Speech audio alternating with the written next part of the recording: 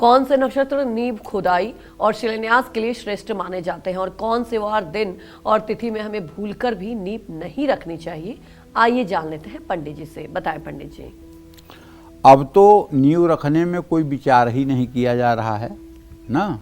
और पहले क्या होता था कि राहु की पूंछ जहाँ होती थी वहाँ नींव रखी जाती थी। राहु की पूंछ सिंह, कन्या, तुला राशि का जब सूर्य होगा तो ईशान कोण में राहु की पूंछ होगी। वृश्चिक, धनु और मकर राशि का जब सूर्य होगा तो राहु की पूंछ वायव्य कोण में होगी। कुंभ, मीन, मेष राशि का अगर सूर्य होगा तो राहु की पूंछ नैऋत्य कोण में होगी।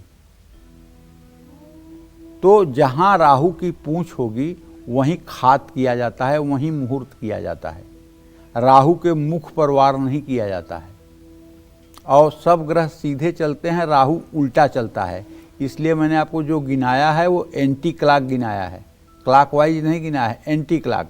ईशान कोण से चला पश्चिम, पश्चिम से चला दक्षिण, दक्षिण से जा रहा है अग्नि कोण में, तो एंटी क्लॉक हो गया ना। हाँ, इस बात का ध्यान कोई देता नहीं है क्योंकि आज बड़ा मॉडर्न ज़माना है और आज आदमी अपने को ही भगवान समझ लिया है। ये मुहूर्त वहूर्त तो एक फॉर्मेलिटी के लिए लोग कर लेते हैं, और वो तो जब विपदा आती है और विपत्तियां जब तड़ तड़ तड़ पीटने लगती हैं तब लोगों को लगता है कि हाँ यार, मुहूर्त भी होता है, हाँ तिथि भी होती है, अच्छा बुरा भी होता है। लेकिन जब तक किस्मत चल रही है, अरे तब तक तो जहाँ थूक रहे हैं वहीं पेट्रोल पंप खुल जा रहा है, जहाँ मूत रहे हैं वहीं मतलब कि जो है नंदन बन जा रहा है। तो भैया तब तक तो कुछ पूछना ही नहीं है, सब मनमानी। हम इन सब चीज़ों को नहीं मानते, ये सब पाखंड है, ये सब ढोंग है, ये इन सब चीज़ों में हम नहीं विश्वास करते। कर्म करना चाहिए, कर्म करना चाहिए, ये सब बातें बोलते हैं। द्वितीया, तृतीया, पंचमी, षष्ठी, सप्तमी, दशमी, एकादशी, द्वादशी, त्रयोदशी और पूर्णिमा, इन तिथियों पर आपको करना चाहिए। रिक्ता तिथि, चौथ, चतुर्दशी, नवमी और अमावस्या और चतुर्दशी, इनका त्याग कर देना चाहिए। सोमवार, बुधवार, गुरुवार और शुक्रवार को ग्रहण करना चाहिए। मंगलवार, शनिवार, रविवार को छोड़ देना चाहिए। रोहिणी, मृगशिरा, पुष्य, उत्तरा फाल्गुनी, उत्तराषाढ़ा, उत्तरा भाद्रपद, हस्त, चित्रा, स्वाति, अनुराधा, धनिष्ठा, सतभिषा, रेवती, इन नक्षत्रों को ग्रहण कर लेना चाहिए।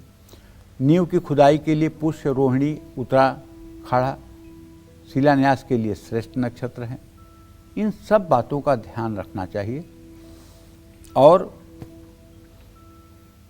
अब जैसी देखे देश के रीत वैसे उठावे अपनी भीत, लेकिन इतना ज़रूर करना चाहिए कि कम से कम ज़्यादा कुछ नहीं कर पा रहे हैं तो नींव करते समय कम से कम गणेश का, गौरी का पूजन कर लीजिए, नवग्रह का पूजन कर लीजिए। उसके बाद 5 फावड़ा मार करके, खाद करके 5 ईंट रख दीजिए, कम से कम इतना कर लीजिए। और गृह प्रवेश के समय अग्नि कोण में सोने का नाग, तांबे का कछुआ और चांदी का सूअर बनवा करके, सवार घास रख करके तांबे के लोटे में उसे अग्नि कोण में स्थापित करके फिर वास्तु शांति करवा के फिर गृह प्रवेश करिए, तो शायद आप और आपकी पीढ़ी उस घर में खुशहाल रहेगी। अब भाई जो मुझे ज्ञान था मैंने बता दिया, आगे मैं सर्वज्ञ नहीं हूँ। आगे जैसे भी हो सके आपको और मतलब कि लोगों से परामर्श ले लेना चाहिए। जय माँ विंध्यवासिनी।